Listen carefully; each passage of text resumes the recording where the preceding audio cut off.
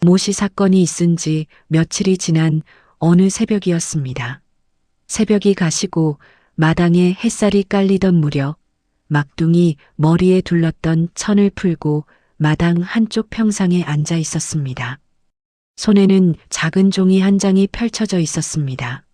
마을 이름과 집 이름이 적힌 못이 목록이었습니다. 아침 준비를 하던 막둥어멈이 평상에 앉은 막둥을 보고 부엌에서 나왔습니다. 막둥아, 몸은 좀 어떠냐? 좀 더 누워 있어야 하는 거 아니냐? 마님이 급하게 일하지 않아도 된다고 하셨어. 엄니, 이제 다 나았어요. 아무렇지도 않아요. 다음에 실수하지 않으려면 미리미리 챙겨야 해요. 나는 내가 좀 더 쉬면 좋겠구나. 영 마음이 놓이지 않아. 이제 괜찮대도요. 누워만 있는 게 더 갑갑해요. 이구 고집쟁이. 지 애비를 꼭 닮았다니까. 막둥어멈이 부엌 안으로 들어갔습니다. 칠복이 사랑채 마루 아래로 와섰습니다. 대감마님, 어제 살핀 일들을 아뢰옵니다. 이만석이 책을 덮었습니다. 고갯마루에서 시작한 술의 자국이 마을 어귀까지 이어지옵니다. 거기서부터는 발자국이 흩어져 찾기가 쉽지 않사옵니다. 수레가 마을 안으로 다시 들어왔다는 게냐? 예, 대감마님. 방식이가 어제 종일 엄진사 집 둘레를 살폈사옵고 갑돌이가 장터와 길목을 두루 돌아보았사옵니다. 새로 들어온 모시는 어디에도 없었사옵니다. 수레는 마을 안 어디엔가 숨겨져 있다는 말이로구나. 그리 짐작되옵니다. 이만석이 잠시 마당 쪽으로 시선을 돌렸습니다. 엄진사 집은 어떠하더냐? 평소와 다름없사옵니다. 대감마님께서 무엇을 알아내셨느냐 묻는 사람도 없었사옵고 하인들도 평이하게 드나들었사옵니다. 이만석이 한 박자 쉬었습니다. 방식이와 갑돌이는 계속 살피라 이르거라. 수레가 마을 안에 있다면 어딘가는 들고 나는 자국이 있을 것이다. 너도 좀 쉬었다가 다시 살피거라. 너희가 모시 행방을 쫓는 동안 바깥일은 덕삼에게 며칠 더 부탁하거라. 예, 대감마님. 덕삼이에게 그리 일러두겠사옵니다. 칠복이 물러났습니다. 안채 채원의 방에서는 채원이 장부를 펴놓고 있었습니다. 마을 집집에 미리 셈해준 모시값이 적혀 있었습니다. 옆에는 다음 수확을 위한 빈줄이 그어져 있었습니다. 채원이 장부를 덮어들고 안방으로 향하였습니다. 어머니, 들어가도 되겠습니까? 들어오너라. 채원이 장부를 들고 들어가 마주 앉았습니다. 어머니, 모시 짜는 집들을 돌아보고 올까 합니다. 그러겠느냐? 안 그래도 어찌해야 하나 생각 중이었다. 모시 값을 치렀다고는 해도 이번 사고가 소문이 났어. 앞으로의 일을 걱정하고 있을 게야. 내가 가서 다독이고 온다니 그리하면 좋겠구나. 예, 어머니. 두루 살피고 오겠습니다. 막둥이 평상에서 일어나 우물 쪽으로 걸어가던 길이었습니다. 분이가 안채 쪽에서 나와 마당을 가로질러 오고 있었습니다. 두 사람이 우물 옆에서 마주쳤습니다. 오라버니, 왜 벌써 일어난 거요? 마님도 아씨도 오라버니 푹 쉬라고 하셨단 말이오. 괜찮다, 문아. 다 나았어. 너는 아침부터 바쁘구나. 나는 매일 똑같소. 오라버니 몸이나 잘 챙기란 말이오. 알았어. 너도 잘 챙겨라. 분이가 안채 쪽으로 갔습니다. 막둥이 두레박을 끌어올렸습니다. 햇살이 마당에 깊이 들어와 있었습니다. 새벽마다 칠복이 마당에 발자국을 남기고 다시 길을 나섰습니다. 마을 골목 어귀와 곳간 뒷길, 산 어귀까지 발이 닳도록 살폈으나 수레가 들고 난 자국은 더 잡히지 않았습니다. 사랑채에서는 이만석이 다시 칠복을 불렀습니다. 여전히 잡히는 게 없사옵니다. 마을 안 어디엔가 분명히 있을 터인데 누가 어디로 옮겼는지 자국이 흩어져 있사옵니다. 엄진사 집은 어떠하더냐? 전과는 분위기가 달라진 듯하옵니다. 하인들이 평소보다 자주 드나들고 한밤중에도 사람이 오가는 모습이 보였사옵니다. 다만 무엇을 하는지는 알 수 없었사옵니다. 이만석이 잠시 말이 없었습니다.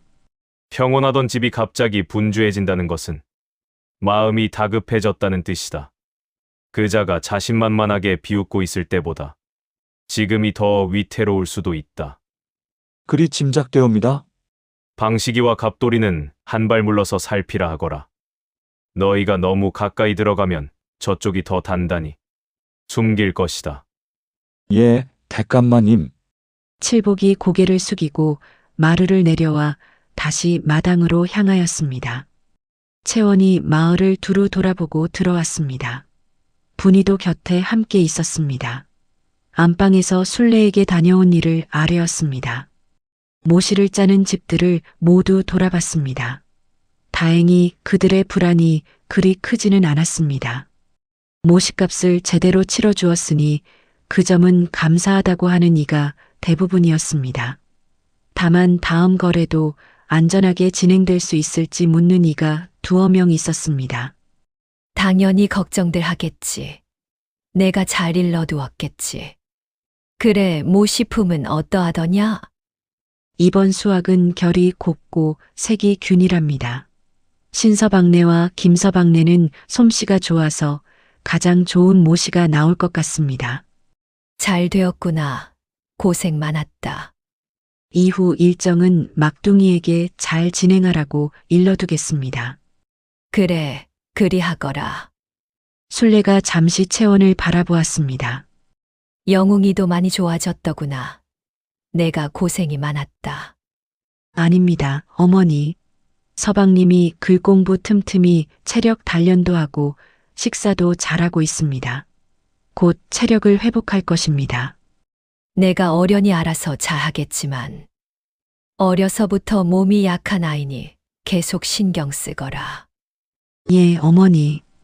순례가 분이 쪽으로 시선을 돌렸습니다. 분아, 막둥이는 요즘 어찌 지내느냐? 내가 막둥이 좀 챙겨주고 있는 것이야?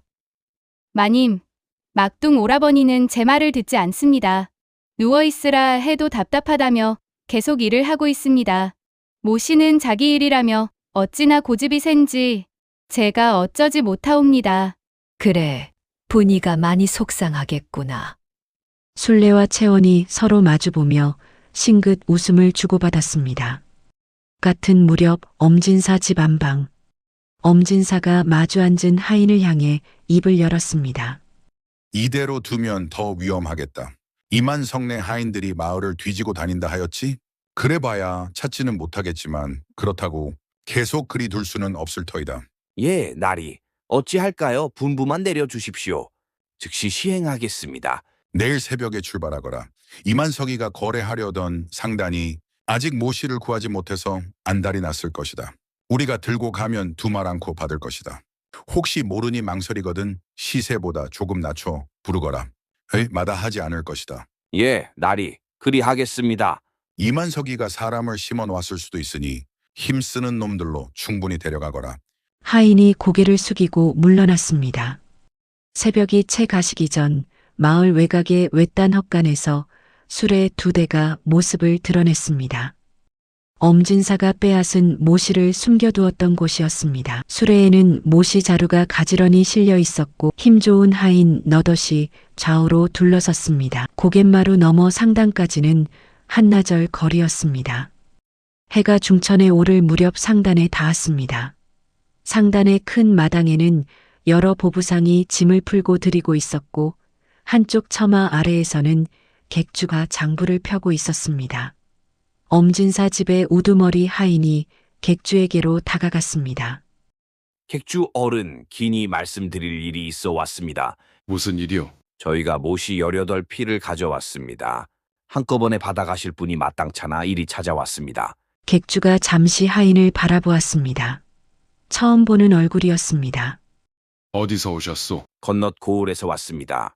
마침 모시가 모여 있어 처분하고자 합니다. 객주가 자리에서 일어나 수레로 갔습니다. 자루 하나를 들쳐 결을 살피더니 한 박자 쉬었습니다. 품은 좋소이다. 다만 모시를 거래하기로 한 곳이 있어 기다리고 있어. 모두 받기에는 부담스러우니 당장 버두기는 어렵겠소. 그곳이 어디인지 모르오나 약속을 어겼다면 틀린 것 아닙니까? 저희와 거래하시지요. 이번 한 번뿐이라면 그러겠지만 이번 말고도 계속 모시를 댈 수 있단 말이요? 아니, 그거는 뭐 그럴 수 있다마다요. 그래요? 그래도 우선 약조한 곳이 있으니 2, 3일 더 기다려보겠소. 그러시면 저희와는 거래를 하지 않으시겠다는 말씀이요. 객주가 고개를 한번 끄덕였습니다. 좋소. 사흘 뒤 다시 오시오. 그때까지 약조한 곳에서 모시를 가져오지 못하면 당신과 거래하겠소. 그날 자루를 풀어 품을 자세히 보고 쌤도 그때 다시 계산합시다. 예, 그럼 사흘 뒤 다시 오겠습니다. 엄진사 집 하인이 수레를 돌려 길을 나섰습니다. 수레가 마을 어귀를 빠져나가는 모습을 객주가 한참 지켜보았습니다. 그날 오후 사랑채에서는 이만석이 칠복으로부터 마을 정황 보고를 받고 있었습니다. 그때 대문 쪽에서 분주한 발소리가 들렸습니다. 대감마님, 고갯마루 너머 상단에서 사람이 왔사옵니다. 칠복이 마당으로 내려가 손님을 맞이하였습니다. 객주가 보낸 심부름꾼이 손에 작은 서차를 들고 마루 아래로 다가왔습니다. 객주께서 모시일로 기니 전해드리라 하셨사옵니다. 칠복이 서차를 받아 이만석에게 전했습니다. 서차를 읽어 내려가는 이만석의 표정이 굳어졌습니다. 잠시 호흡을 가다듬고 다시 처음부터 천천히 읽어 내려갔습니다. 칠보가 상단에서 온 사람은 잠시 기다리라고 하여라. 답을 들고 돌아가야 할 것이다. 그리고 영웅이를 불러다오. 예, 대감마님. 잠시 후 영웅이 사랑채로 건너왔습니다. 상단에서 서신이 왔다. 이걸 한번 보거라. 영웅이 서차를 받아들고 읽었습니다. 글을 다 읽고는 한 박자 호흡을 가다듬었습니다. 아버님, 우리 모시가 틀림없습니다. 내 생각도 그러하다. 객주가 약조한 대로 기별을 보내주었구나. 게다가 사흘이라는 시간까지 마련해 주었다. 답을 어찌 보낼지, 그리고 사흘 뒤 어찌하면 좋을지 함께 의논해 보자꾸나. 내 어머니와 내 처를 사랑채로 들라 하거라. 예, 아버님. 잠시 후 순례와 채원이 사랑방에 들어와 마주 앉았습니다. 객주가 보낸 서찰이오. 한번 읽어보시오. 이만석이 서차를 가운데로 밀었습니다. 순례와 채원이 차례로 읽었습니다. 영웅이 먼저 입을 열었습니다. 18필이라 하니 우리 잃은 양과 같습니다. 채원이 받았습니다. 우리 모시가 틀림없습니다. 이만석이 영웅을 바라보았습니다. 답신을 보내야겠구나. 영웅아, 뭐라 하면 좋겠느냐? 영웅이 한 박자 호흡을 가다듬었습니다. 사흘 뒤 저희가 아침 일찍 상단에 가서 그자가 오기를 기다리는 것이 좋겠습니다. 객주께서는 그자가 오거든 모르는 척 자루를 풀고 셈을 시작하시도록 청하면 되겠습니다. 그래. 아무래도 그게 제일 낫겠구나. 채원이 한마디 보탰습니다. 막둥이가 함께 가야 합니다. 우리 모시를 가장 잘 아는 사람이 막둥이입니다. 이만석이 고개를 끄덕였습니다. 영웅아, 내가 칠보기와 막둥이를 데리고 직접 다녀오거라. 이후에는 막둥이가 거래를 계속하겠지만 내가 한 번쯤 다녀오는 것도 괜찮을 것 같구나. 예, 아버님. 그러면 답서는 내가 저거 상단에서 온 사람에게 전해주거라. 객주의 마음씀에 깊이 감사하다고 전하고 사흘 뒤 도착하겠다고 알리거라. 예, 아버님. 영웅이 자리를 옮겨 종이와 붓을 잡았습니다. 답서는 짧고 분명하였습니다. 객주의 마음씀에 거듭 감사드리며 사흘 뒤 아침 일찍 도착하겠다는 뜻이었습니다. 답서가 마무리되자 이만석이 칠복을 불렀습니다. 이 답서를 심부름꾼 편에 보내거라. 그리고 막둥이를 사랑채로 들라 하거라. 예, 대감마님. 잠시 후 막둥이 사랑채로 들어왔습니다. 막둥아, 너도 사흘 뒤 영웅이와 함께 상단으로 가야겠다. 자루를 풀거든 자세히 살피거라. 예, 대감마님, 그리하겠습니다. 이틀이 흐르는 동안 집안은 조용히 채비를 갖추었습니다. 칠복은 출발 전 마지막으로 마을을 한 차례 돌아보았습니다.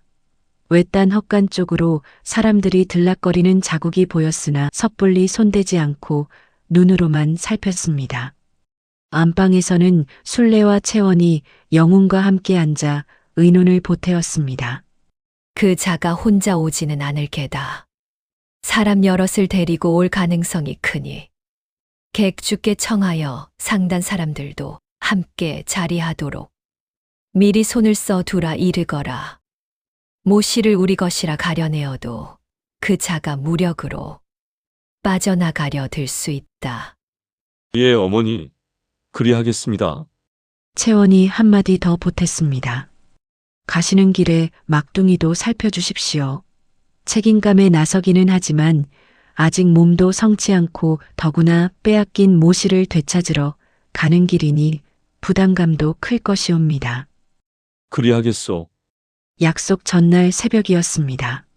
엄진산의 하인들 눈을 피하려 일찍 떠나기로 한 길이었습니다. 영웅이 도포를 여미고 마당으로 나섰습니다. 칠복이 마당 한쪽에서 신을 다잡고 있었고 막둥이 행랑채에서 옷매무새를 다듬고 내려왔습니다. 문 앞에 분이가 기다리고 서 있었습니다. 오라버니, 아직 조심해야 하오. 걱정 마라 분아. 잘 다녀올게. 이만석과 순례가 마당 한쪽에 나와 일행을 바라보았습니다. 세 사람은 배웅 나온 이들에게 인사를 마치고 대문을 나섰습니다. 해가 떠오를 무렵 일행이 고갯마루에 닿았습니다. 막둥은 잠시 걸음을 멈추고 생각에 잠겼습니다. 칠복이 다가와 등을 두드리며 말했습니다. 막둥아, 괜찮으냐? 예, 아버지. 전 괜찮습니다. 영웅이 두 사람의 모습을 잠시 바라보다가 앞장서 걸음을 내딛었습니다. 길은 다시 고개 너머로 이어졌습니다. 한낮 무렵 일행이 상단이 있는 마을에 닿았습니다. 사람들 눈에 띄지 않게 마을 어귀의 작은 객점에 들어 하룻밤을 묵었습니다. 이튿날 동이 트는 무렵 영웅과 칠복 막둥이 객점을 나섰습니다. 새벽 어스름이 가시기 시작할 때 일행이 상단 마당에 닿았습니다. 객주가 처마 아래에서 일행을 기다리고 있었습니다. 상단 객주이옵니다. 부련님, 어서 안으로 드시지요. 객주가 일행을 안채로 안내하였습니다. 차 한 잔이 놓인 자리에서 객주가 영웅에게 먼저 입을 열었습니다. 지감대가 큰 도련님을 직접 뵙게 되니 영광이옵니다. 막둥이가 마을을 돌며 모씨를 모아 처음 저희 상단에 찾아온 날이 떠오릅니다. 손님치고는 자루 매듭이 어찌나 단단한지 한참을 들여다보았지요. 그 손에 맡겨진 모씨라며 결 또한 어김없을 거라 보았소이다. 그래서 첫 거래부터 마음을 두었습니다. 고마운 말이로구나. 막둥이가 책임감이 강하니 함께 일하면 자네에게도 큰 도움이 될 것이야. 올해 모씨도 잘 거두어지고 있다 들었습니다. 이번 일이 잘 마무리되거든 다시 거래를 잇고자 하니 잘 부탁드리겠습니다. 그리하겠네. 객주가 일이 도와주어 큰 힘이 되었구나. 아버님께서도 고맙다 전하라 하셨다. 영웅이 한 박자 호흡을 가다듬고 본론을 짚었습니다. 그자가 혼자 오지는 않을 듯하니 자네가 상단 사람들을 함께 두어줄 수 있겠나? 이미 그리 채비를 해두었습니다. 그 자가 자루를 풀고 셈을 시작하면 5사람을 곁에 세워두려 합니다. 도망칠 길도 미리 끊어놓겠습니다. 고맙네, 객주. 한낮 무렵 상단 마당이 분주해졌습니다. 엄진사 집에 우두머리 하인이 들어섰습니다. 그 뒤로 수레 2대와 힘 좋은 하인 너덧이 따라오고 있었습니다. 영웅과 칠복 막둥은 안채 한쪽에서 자루가 풀리는 모습을 지켜보았습니다. 객주가 천천히 자루 매듭을 풀어 모씨를 한 필 한 필 펼쳐놓기 시작하였습니다. 막둥이 자루 매듭을 본 순간 눈이 커졌습니다. 옆에서 영웅이 막둥이 얼굴을 살폈습니다. 막둥이 천천히 일어나 마당 안으로 걸어나갔습니다. 자루 앞에 섰습니다. 도련님, 이 모씨는 우리 모씨옵니다. 저와 돌쇠 형이 빼앗긴 모씨란 말이옵니다. 제가 자루에 모씨를 넣고 혹여 이동 중에 풀릴까 염려되어 끈을 3바퀴 두르고 끝매듭을 한 번 더 꼬아서 매듭을 지었사옵니다. 이 매듭을 보십시오. 제가 맨 매듭이 분명하옵니다. 엄진산의 하인이 흠칫 놀란 표정을 짓더니 이내 펄쩍 뛰었습니다. 무슨 헛소리를 하는 거냐? 이 모씨는 우리 주인 댁 모씨란 말이다. 영웅이 한 발 앞으로 나섰습니다. 너는 어느 가문의 식솔이더냐? 영웅을 알아본 하인이 깜짝 놀라며 대답을 하지 못하였습니다. 묻지 않느냐? 내 주인이 누구란 말이냐? 큰돌마을 엄진사 어른이 저의 주인이시옵니다. 그렇다면 나와 같은 마을이구나. 나를 모르겠느냐? 이만석 대감님 댁 큰 도련님 아니십니까? 잘 알고 있사옵니다. 영웅이 한 박자 쉬었습니다. 그래. 우리가 얼마 전 모씨를 빼앗겼다. 자네도 알고 있겠지. 헌데 이 모씨가 우리의 모씨인 것 같구나. 내 생각은 어떠하냐? 아니옵니다. 이 모씨는 저희 주인 댁 모씨옵니다. 영웅이 고개를 가볍게 저었습니다. 네 이놈. 내가 거짓을 고하고 있구나. 이 자리에 막둥이의 손에 묶인 매듭이 있고 모시수도 우리가 잃은 양과 같아. 감히 내 놈이 남의 것을 강탈하고도 무사할 줄 알았느냐? 객주, 이 자들을 잡아주시게. 객주가 손짓을 하였습니다. 상단 사람들이 사방에서 둘러섰습니다. 엄진사 집 하인이 뒤로 한 걸음 물러났으나 이미 길은 막혀 있었습니다. 이게 무슨 짓이오? 놓으시오. 상단 사람들이 그자의 양팔을 잡았습니다. 함께 온 하인들도 모두 붙잡혔습니다. 영웅이 막둥을 한번 바라보았습니다. 막둥의 손이 가볍게 떨리고 있었습니다. 칠복이 막둥의 어깨를 잡아주었습니다. 객주가 일행을 향해 입을 열었습니다. 도련님, 이제 어찌하시겠습니까? 영웅이 한 박자 호흡을 가다듬었습니다. 묶여있는 우두머리 하인이 영웅을 향해 입을 열었습니다. 도련님, 이러시지 않으셔도 됩니다. 사또께서 저희 주인을 잘 아시는데 굳이 이를 키우실 게 무엇이옵니까? 관에 보내시면 도련님 댁에도 좋을 일이 없을 것이옵니다. 곁에 서 있던 칠복이 작은 목소리로 보탰습니다. 도련님, 사또가 엄진사와 친분이 두텁다는 소문이 마을에 자자합니다. 저자 말대로 이들을 관하로 데려간다 한들 일이 어찌 풀릴지 모르옵니다. 영웅이 객주를 향해 다시 입을 열었습니다. 객주, 이 자들을 단단히 묶어두시게. 우리 관아에는 보내지 않을 생각이네. 그러면 어찌하시렵니까? 가명으로 직접 가야겠다. 객주가 잠시 영웅을 바라보았습니다. 가명이라 하시면 관찰사 어른께 이 일을 가져가실 생각이시옵니까? 그러네. 이 일은 우리 고을 관아에서는 풀 수 있는 일이 아닌 것 같네. 관찰사 어른께 직접 고할 것이네. 영웅이 막둥과 칠복을 향해 돌아섰습니다. 우리는 곧장 관찰사 어른께로 떠난다. 객주, 이 자들을 자네 사람들에게 맡겨 우리와 함께 가도록 해주시게. 예, 도련님. 그리하겠습니다. 영웅이 한마디 보탰습니다. 그리고 사람 하나를 더 빌려주시게. 가문에도 짧은 기별을 보내야겠네. 직접 들를 겨를이 없어 그러네. 예, 도련님. 댁으로 사람을 보내겠습니다. 일행이 가명에 닿았을 때는 해가 한껏 기울어 있었습니다. 잡힌 자들과 호송하는 객주의 사람들, 그리고 영웅과 칠복, 막둥이가 가명문 앞에 섰습니다. 영웅이 문지기에게 입을 열었습니다. 관찰사 어른께 긴히 청을 드릴 일이 있어 왔다.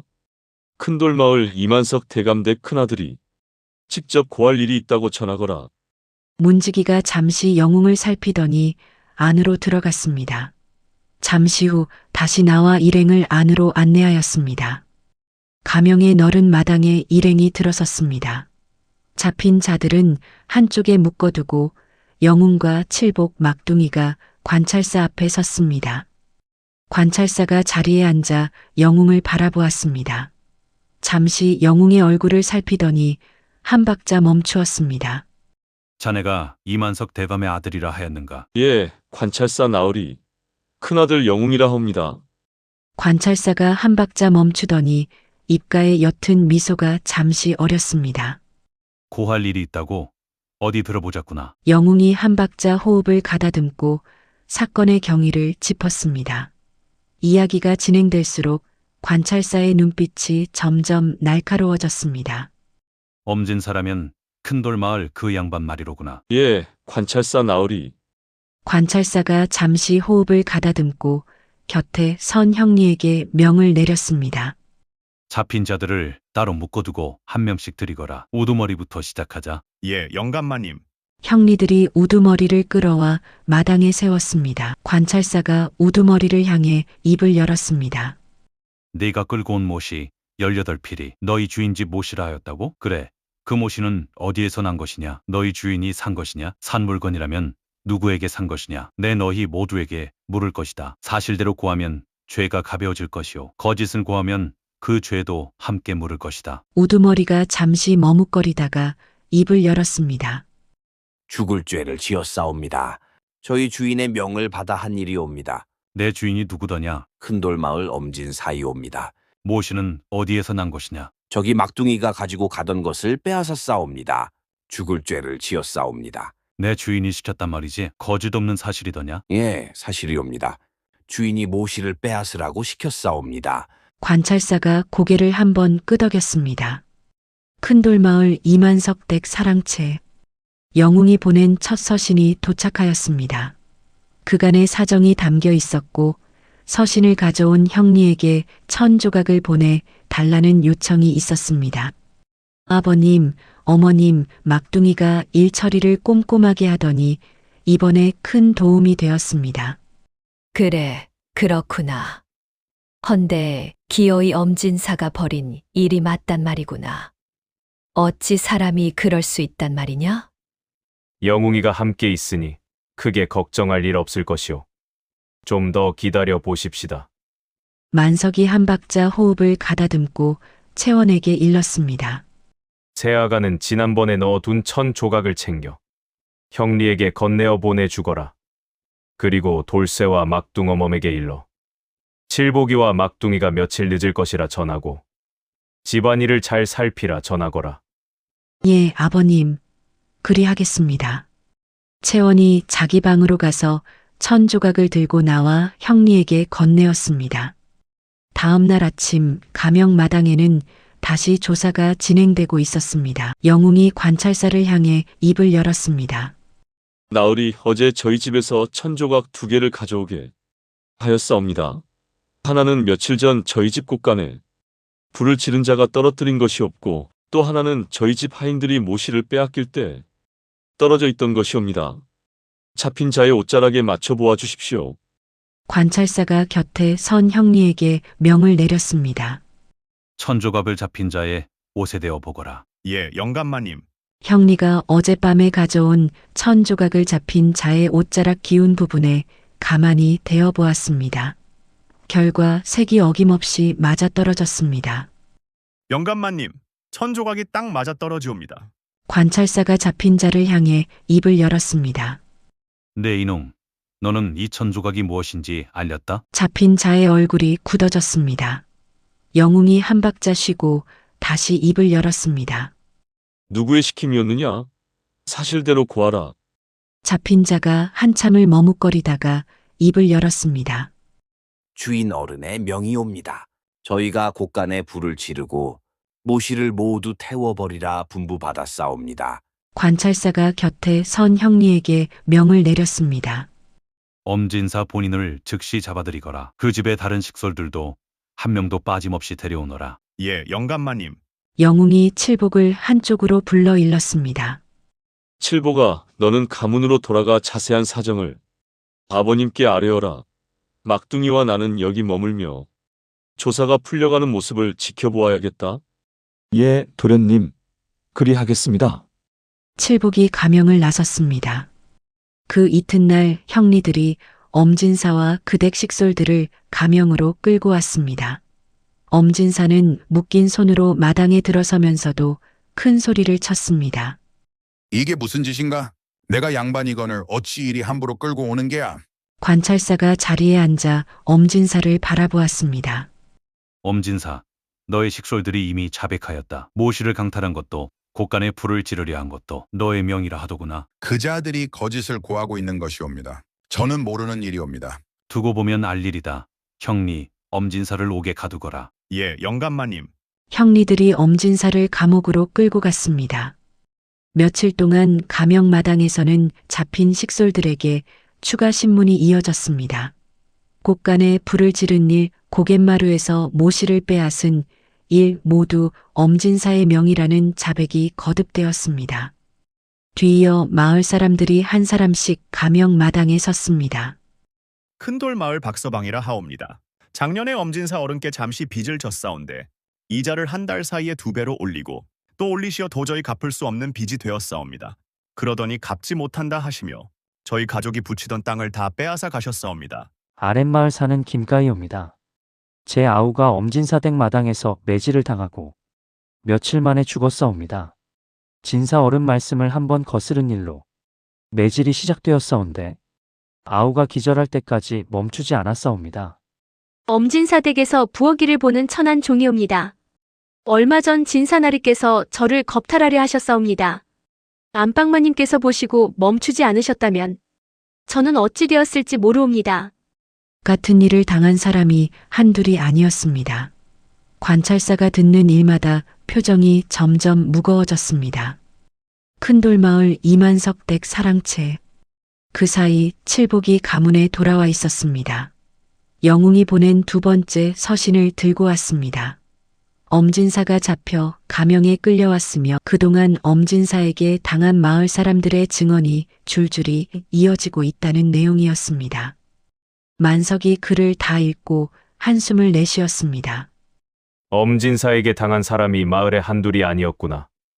채원이 받았습니다. 피해를 본 사람들이 그동안 어디 가서 말도 못하고 있었사옵니다. 이번에 모두 풀어놓는 모양입니다. 순례가 한마디 보탰습니다. 그동안 마을에 그런 일이 있었다는 게 안타깝습니다. 이번 기회에 모두 정리되면 좋겠습니다. 여러 날이 흐른 뒤에야 관찰사가 형리에게 명을 내렸습니다. 오마 엄진사를 드리거라. 형리들이 엄진사를 끌어와 마당에 세웠습니다. 며칠 옥에 갇혀 있었으나 엄진사의 자존심은 여전하였습니다. 흔은는 이런 경우는 없사옵니다.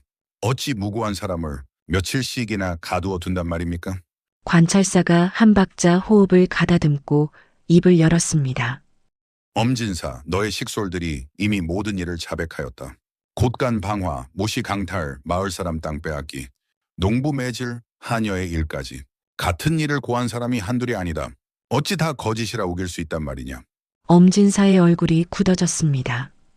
천한 자들이 짜고 거짓을 지어내고 있는 것이옵니다. 어찌 그들의 말만 믿으시는 것이옵니까? 관찰사가 고개를 가로저었습니다. 엄진사, 너의 죄는 이미 다 드러났다. 더 다툴 일이 없다. 긴 내겸나심. 엄진사가 말을 잇지 못하였습니다. 형리들이 엄진사를 다시 끌어 옥으로 가두었습니다. 옥에 갇혀 있는 동안 엄진사가 식솔의 손에 작은 서신 한 장을 들려 한양으로 보냈습니다. 아들의 혼처로 드리려던 한양 어느 양반가에 자신을 위해 손을 써달라는 내용이었습니다. 한양 어느 양반가 사랑채. 서신을 받은 그댁 어른이 잠시 깊은 한숨을 내쉬었습니다. 처음에는 사돈이 될 사람의 일이라 한 번쯤 손을 써보려 하였습니다. 그러나 며칠 사이 한양에까지 들려온 소식이 한둘이 아니었습니다. 모시 강탈, 곳간 방화, 마을 사람 땅 빼앗기, 농부 매질, 하녀의 일까지 죄목이 줄줄이 늘어가는 자에게 손을 내밀었다가는 자기 댁에도 흠집이 갈 일이었습니다. 그 댁 어른이 가까이 있던 식솔에게 일렀습니다. 이 일은 더 둘 수 없겠다. 그 댁과의 혼사 이야기는 거두라. 답서도 보내지 말거라. 식솔이 고개를 숙이고 물러났습니다. 한양에서 큰돌마을로 가던 사돈의 줄이 그 자리에서 끊어졌습니다. 영웅과 막둥은 그동안 가명객사에 머물며 조사가 풀려가는 모습을 지켜보고 있었습니다. 그로부터 얼마 지나 영웅이 보낸 3번째 서신이 가문에 도착하였습니다. 엄진사의 죄가 모두 드러나 최종 처분이 곧 내려질 것이라는 내용이었습니다. 만석이 글을 다 읽고 자리에서 일어났습니다. 일이 이쯤 되었으니 내가 직접 가명에 가 보아야겠소. 영웅이가 혼자 애쓰는데 가서 힘이 되어 주어야겠소. 채원이 한마디 보탰습니다. 감사합니다, 아버님. 길이 멀지는 않사옵니다만 무리하지 마시고 다녀오십시오. 순례도 곁에서 보탰습니다. 영웅이도 대감이 직접 가시면 마음이 한결 놓일 것이옵니다. 돌쇠를 데려가시면 어떠시겠습니까? 그리합시다. 만석이 짐을 챙겨 돌쇠를 데리고 가명으로 길을 나섰습니다. 가명 마당. 관찰사가 자리에서 일어나 만석을 맞이하였습니다. 이 대감, 그동안 평안하셨소? 이게 얼마만입니까? 어서 안으로 오르십시다. 이 대감과 관찰사가 마주 앉아 이야기를 나누었습니다.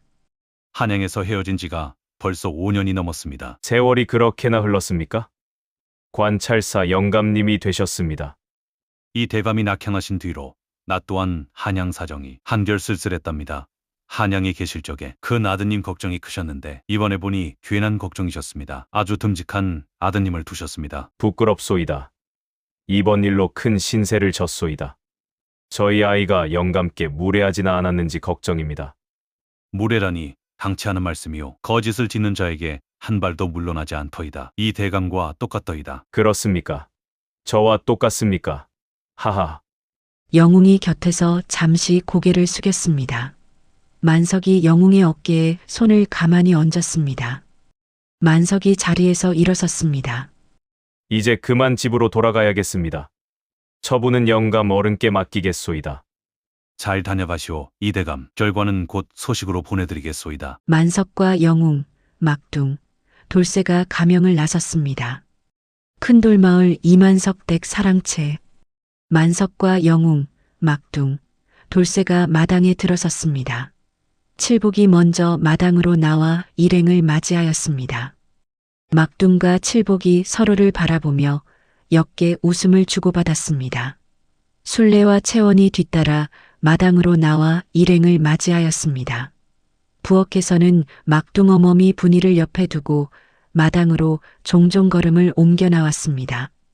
오시느라 고생 많으셨습니다, 아버님. 수고하셨습니다, 대감.